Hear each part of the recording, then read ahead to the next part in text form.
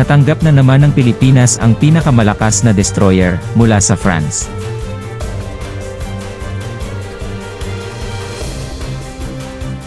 Makapal ang hangin sa halumigmig sa Port 15 ng Manila South Harbor noong Biyernes, habang si Captain Guenigan Leborgis, commander ng French Navy's Bretagne, ay naglibot sa media sa paligid ng French destroyer. Masasanay ako, biro niya, habang siya ay humakbang pabalik sa tulay ng barko. Hindi lang brutal na init ng hapon ng Maynila ang kailangan ni Leborgis, ang iba pa niyang mga tripulante, o iba pang mga opisyal ng France, para mapabilis.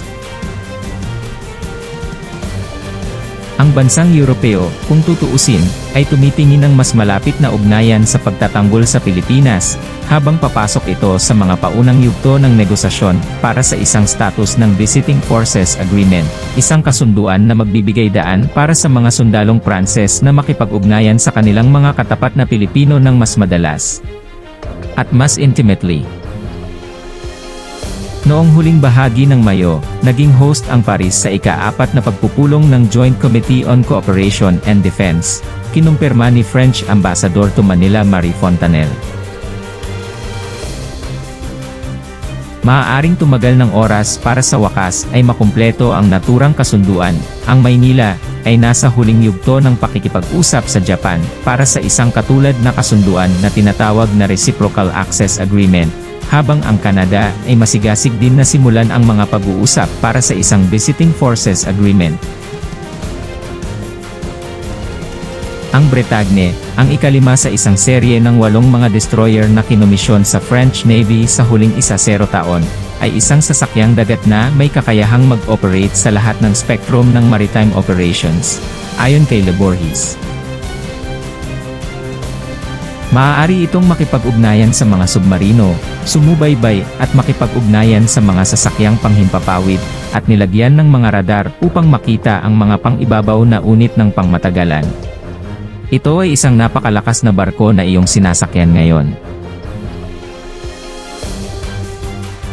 At ang ideya doon ay talagang ipakita ang mga pangako ng French Armed Forces, at ng French Navy sa rehiyong ito, sabi ni Leborgis.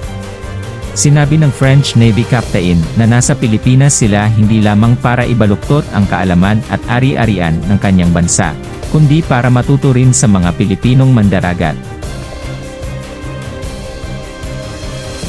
Mas alam na ng Pilipinas ang environment na ginagawa ko. Kaya nag-aaral ako araw-araw sa lugar na ito.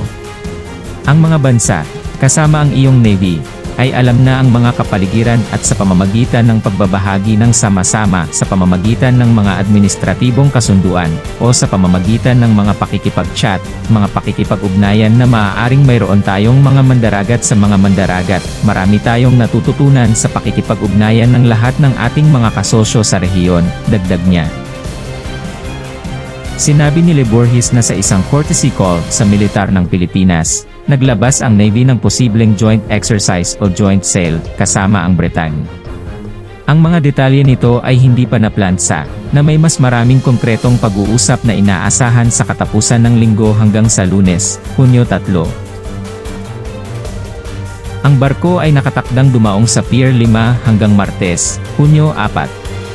Ang sukat ng mga drills, sabi ng French Navy Captain, ay malamang na mas mababa kaysa sa Vendemiaire, isang French frigate na lumahok sa kamakailang natapos na balikatan exercises.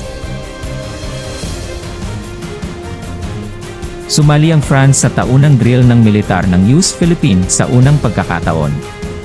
Sinikap ng Manila na palawakin ang kanilang ugnayan sa pagtatanggol, kahit na pinalalalim nito ang umiiral na ugnayan sa mga tradisyonal na kasosyo tulad ng kaalyado sa kasunduan sa Estados Unidos, at mga estratehikong kasosyo tulad ng Australia at Japan. Ang Pilipinas at ang militar nito ay nasa gitna ng pag-usad nito sa panlabas na depensa at seguridad sa dagat, pagkatapos ng mga dekada ng pagtutok sa pakikipaglaban sa mga panloob na secessionist. Kabilang sa mga pangunahing alalahanin para sa Maynila ay ang mga pangarap ng pagpapalawak ng China, lalo na sa dagat.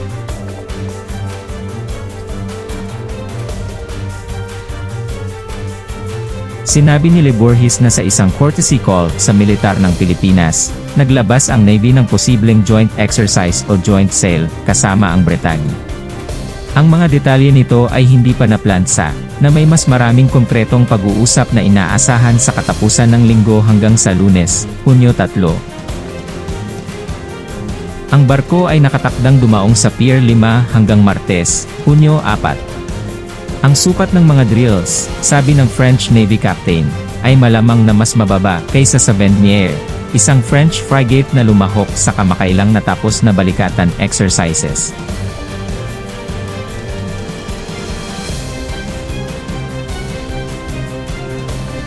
Mas alam na ng Pilipinas ang environment na ginagawa ko. Kaya nag-aaral ako araw-araw sa lugar na ito.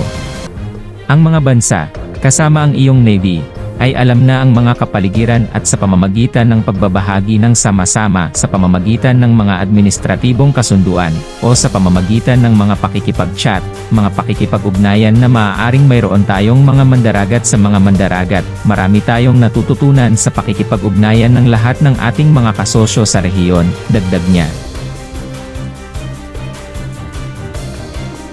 Sumali ang France sa taunang drill ng militar ng US Philippines sa unang pagkakataon. Sinikap ng Manila na palawakin ang kanilang ugnayan sa pagtatanggol, kahit na pinalalalim nito ang umiiral na ugnayan sa mga tradisyonal na kasosyo tulad ng kaalyado sa kasunduan sa Estados Unidos, at mga estratehikong kasosyo tulad ng Australia at Japan. Ang Pilipinas at ang militar nito ay nasa gitna ng pag-usad nito sa panlabas na depensa at seguridad sa dagat pagkatapos ng mga dekada ng pagtutok sa pakikipaglaban sa mga panloob na secessionist. Kabilang sa mga pangunahing alalahanin para sa Maynila ay ang mga pangarap ng pagpapalawak ng China, lalo na sa dagat.